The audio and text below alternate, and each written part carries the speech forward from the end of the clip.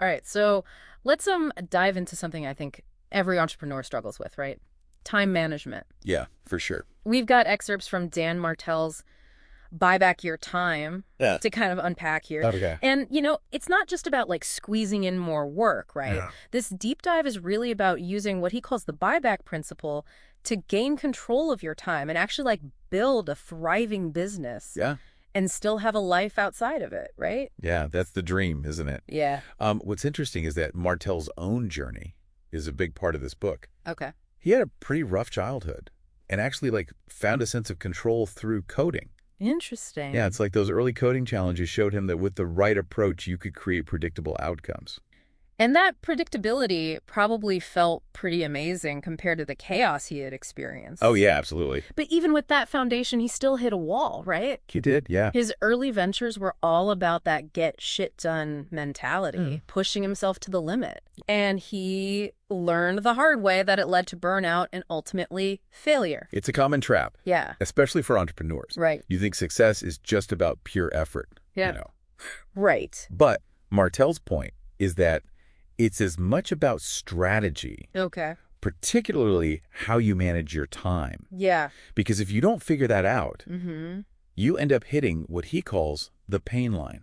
Okay, break that down for me. Yeah. What is the pain line? So imagine a point where the pain of working on the tasks you hate outweighs the benefits you get from them. Okay. It's different for everyone. Yeah. But hitting it can lead to some pretty self-destructive behaviors. Mm-hmm. Martell uses the example of Stewart, Okay. who was a founder who was working himself to the point of panic attacks and literally struggling to breathe. That sounds incredibly intense. Yeah, it was rough. So how did Stewart turn things around? Well, he stumbled across Martell's work and realized that he needed to apply the buyback principle. Okay. And for him, it meant getting serious about delegation, Mm-hmm. focusing on his core strengths, and letting go of things that were just draining him. Right. And the result, his health improved dramatically. Wow.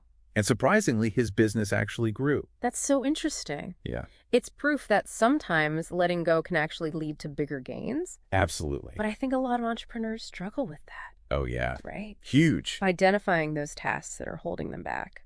It's tough. Martell calls them time assassins, if I remember correctly. He does. Yeah. And he breaks them down into 5 types. Okay, let's hear it. So you've got the staller, Okay. always overthinking and delaying decisions. Mm-hmm. Then there's the speed demon, the opposite problem, Okay. rushing into things without thinking them through. Got it. Um, And I'm guessing the supervisor is the classic micromanager. exactly. Okay. Believing they're the only ones who can do things right. Right, right.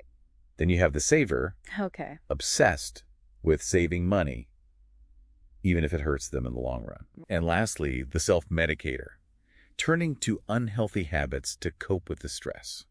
Wow, so we've got these time assassins kind of lurking in the shadows. They're everywhere. How do we actually start fighting back? Well, this is where the DRAP matrix comes in. Okay. Think of it as a way to categorize your tasks based on 2 things. All right. How much energy they give you, So, draining or inspiring, okay. and their impact on your bottom line low or production.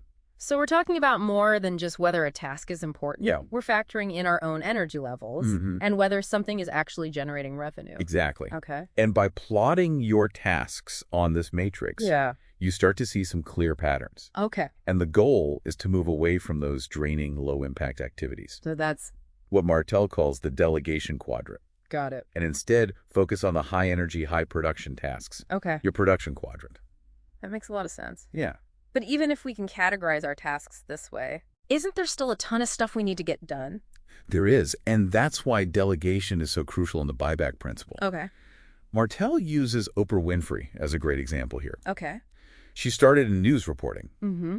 which was a draining, low-energy job for her. Yeah. And she only truly thrived when she moved into the high-energy world of talk shows and content creation. So it's not just about working hard. Bro. It's about working on the right things. Yeah. The things that play to your strength and energize you. Precisely. Okay. I like that. And to actually make that happen, Yeah. you need a system. Right. Which brings us to Martell's replacement ladder. That's where we're going next, right? Yes. This system for strategically offloading tasks and building a strong team. Exactly. Tell me more. Okay, So we're talking about the replacement ladder. Right. This idea of strategically building a team to free up your time. Yeah. But for a lot of entrepreneurs, I think the first hurdle is just letting go of some control. Absolutely. Letting go is tough, but it's crucial for growth. Right. Martell starts the replacement ladder with a role that I think a lot of entrepreneurs overlook, Okay. the administrative assistant. Yeah, I can see how some people might think, I'm not big enough for an assistant yet. Right. But Martell argues that it's actually one of the most important early hires. He does. Interesting. And it makes sense when you think about it. Yeah. Your inbox and your calendar are major time sucks. Oh, yeah. Having someone who can manage those efficiently can free up a huge amount of mental space. For sure. Martell tells a story about Richard Branson's assistant, Hannah. Okay, I'm all ears. What was so special about Hannah? Well, Martell had a chance to chat with her Okay. and realized that she was basically running Branson's life. Wow. Filtering requests, managing his schedule, making sure he had time to actually focus. Okay. It highlighted how an assistant, when done right, Yeah. is more than just someone who answers phones. They're a gatekeeper, protecting your most valuable asset, your time. So it's not about giving up control. It's Wow. about delegating it strategically so you Yeah. can focus on the things only you can do. Exactly. But how do you actually make sure that delegation works? This is where Martell gets into systems and playbooks. Okay. He's a big believer in documenting processes. Yeah. So you're not constantly explaining things from scratch. Right. So it's like building an instruction manual for your business. Yeah. But wouldn't that take forever? It can seem daunting, Yeah. but Martell has some smart tips for making it manageable. Okay. He suggests starting with the area that's causing you the most pain, Yeah. your biggest bottleneck. Okay. And he has this simple method for creating playbooks that he calls the camcorder method. Okay. That sounds intriguing. How does it work? You literally record yourself doing the tasks. Okay. Have someone else write down the steps, Yeah. and boom, you've got a basic playbook. I like it. It helps you spot any gaps in your process Oh. and makes it super easy to train someone else. So you're not only documenting the process, but also refining it as you go. Exactly. That's clever. As you move up the replacement ladder, Okay. the next rung is the head of delivery. Okay. This is the person who's responsible for making sure that your customers are getting what they've been promised. So depending on your business, this could be a project manager, a production lead, even someone overseeing the customer service experience. Exactly. Okay. And by bringing someone on to handle this, Yeah. you're freeing yourself up to focus on the bigger picture. Right. Strategy, growth, new ideas. But of course, even with playbooks, delegation requires trust. That's a big one for a lot of entrepreneurs. How do you get to that point where you feel comfortable letting go? Martell talks about the need to let go of your ego, Mm-hmm. realizing that you don't have to be the one doing everything, Yeah. and that sometimes the best thing you can do is empower others to shine. It's almost like a mental shift from being the hero to being the coach. I like that. But even with a great team in place, there's still the challenge of managing your own time and energy. Absolutely. And that's where Martell introduces the idea of the perfect week. Okay. And it's not about being rigid or working nonstop. Right. It's about intentionally designing your schedule to align with your peak performance times. So it's kind of like creating a template for how you want your week to flow Yeah. instead of just reacting to whatever comes up. Precisely. And a big part of this is eliminating buffer time. Oh, Those little gaps in your schedule that end up getting wasted. yeah. I can definitely relate to that. Right. You think you have a few free minutes, but then it's like the black hole of productivity. Exactly. Yeah. Martell argues that by intentionally stacking your activities back to back, Mm-hmm. you force yourself to be more disciplined and efficient. Okay. And it frees up larger chunks of time for deep work or personal time.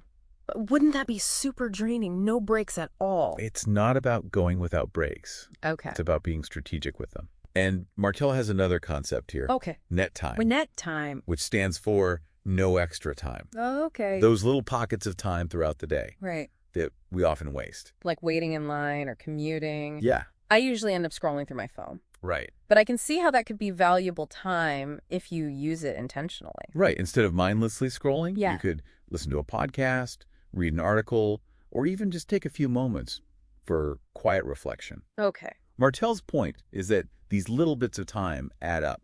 So it's not just about big blocks of time. It's about optimizing those little moments as well. Exactly. And when you combine that with the perfect week concept, Yeah.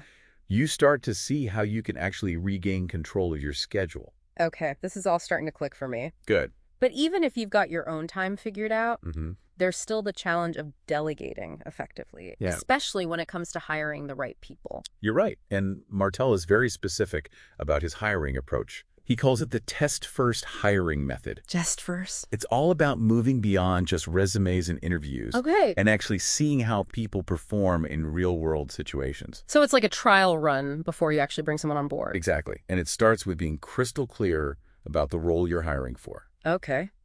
and the specific outcomes you need. Right. Then you can create a test project Yeah. that actually mirrors the work they'll be doing. I can see how that would be way more valuable than just asking hypothetical interview questions. Absolutely. But how do you come up with these test projects? Martell suggests thinking about the tasks that this person would be handling on a daily basis. Okay. It could be anything from writing a blog post to analyzing a data set Right. to responding to customer emails. Gotcha.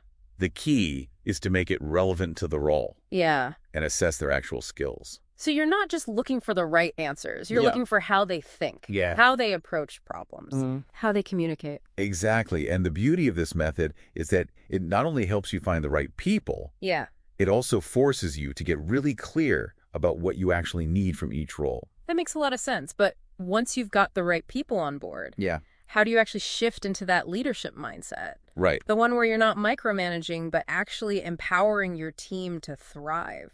Well, this is where Martell talks about transformational leadership. Okay. It's about moving away from giving instructions and instead setting clear outcomes.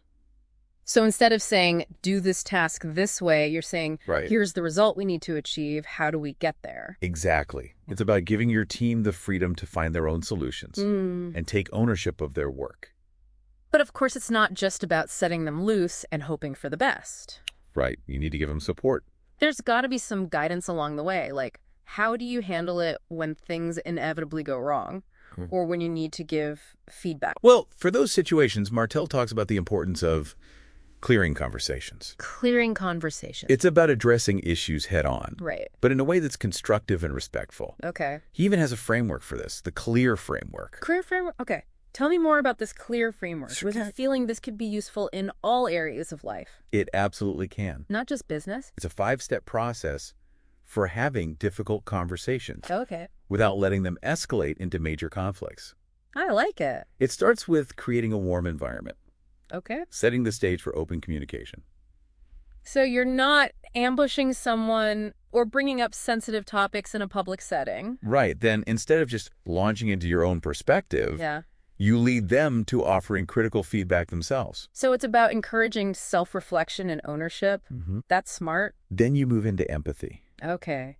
acknowledging their perspective, validating their feelings. Yeah. After that, you give them space to share anything else that might be on their mind. Okay. And finally, you either reject or accept the feedback they've given. So it's a two-way street. Yeah, You're both listening and responding, and ultimately they get to decide how they want to move forward. exactly. And by having these clearing conversations regularly, Yeah. you prevent small issues from festering into big problems. That's huge. But even with a great team and strong communication, Yeah, you still need something to drive you forward, you do. a sense of purpose. And that's where Martell introduces the concept of the 10X vision. It's about setting massive goals. We're talking about those dream big kind of goals that really light you up. Exactly. But how do you go from a vague dream to something concrete? Well, Martell breaks it down into 2 phases. Okay. First, you dream without limits, Okay. no constraints, no holding back, Yeah, just pure imagination. I like it. Then you bring in the clarity. You start to paint a detailed picture of what that 10X vision actually looks like. So it's about balancing the big audacious goal with the specific steps needed to get there. Exactly. And once you have that vision in place, Yeah, you can start planning your actions. right. Which brings us to the final piece of the puzzle, Okay. the preloaded year. We're talking about getting ahead of the game, Yeah. planning out your key events and milestones, so you're not constantly playing catch up. Right. And Martell has a system for prioritizing your actions. Okay. He calls it the ICE framework. ICE framework. Okay, break that down for me. What does ICE stand for? It stands for impact, confidence, and ease. Okay. You evaluate each potential action based on these 3 criteria. Gotcha.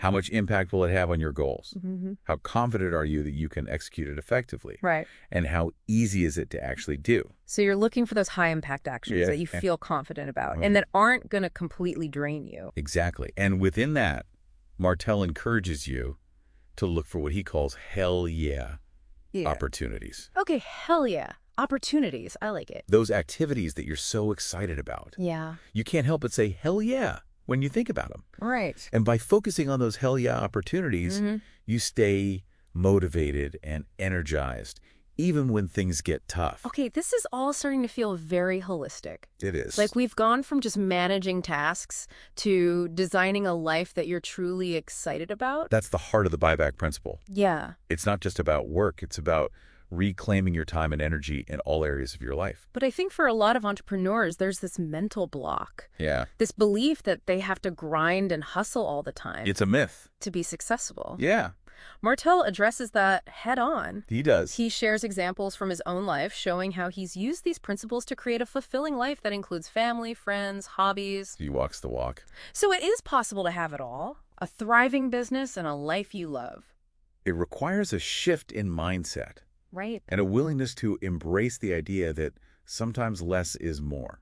I love that it's about being intentional with your time and energy so you can focus on what truly matters. Exactly. And by doing that, you create space for the things that bring you joy and fulfillment. Okay, I'm ready to dive into the final part of this deep dive. Let's do it. Let's hear how Martell brings all of these ideas together. So we've covered a lot of ground, from identifying our time assassins to building a team and designing our perfect week. But this whole idea of buying back your time, it's not just about work, is it? No, it's not. And Martell makes that really clear in the book. He actually applies these principles to his personal life as well, even going so far as to hire a house manager. Okay, I have to admit that sounds a bit extreme, but I'm curious, what does a house manager actually do? It's the same idea as hiring for your business. You're outsourcing tasks to free up your time and energy. So things like grocery shopping, meal prep errands, even organizing the family schedule, those all become someone else's responsibility. So it's not about being lazy, it's about being strategic with your time and energy, even at home. Exactly.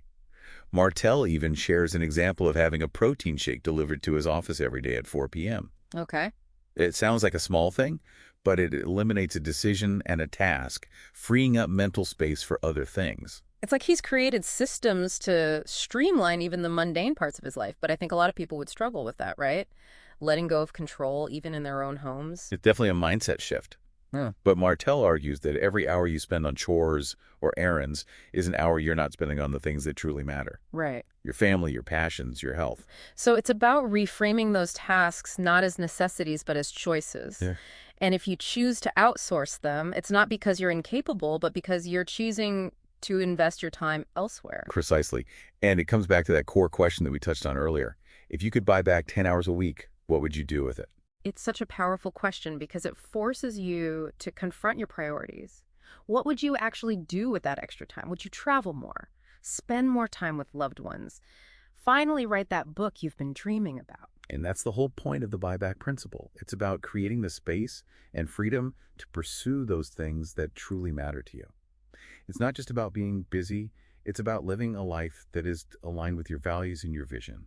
It's about being intentional with your time and energy, not just reacting to whatever comes up, and realizing that true success isn't just measured by your bank account, but by the richness of your life as a whole. That's a great way to put it. And it's something that Martell emphasizes throughout the book. He talks about the importance of investing in your health, your relationships, your personal growth. Those are the things that ultimately lead to a fulfilling and meaningful life. So it's not just about escaping the grind, it's about designing a life that you actually want to live, a life that feels spacious and energizing. Exactly. And it's a journey, not a destination. It's about continually refining your systems, experimenting with different approaches, and learning what works best for you. And being willing to let go of those things, those tasks, those beliefs, those habits that are no longer serving you.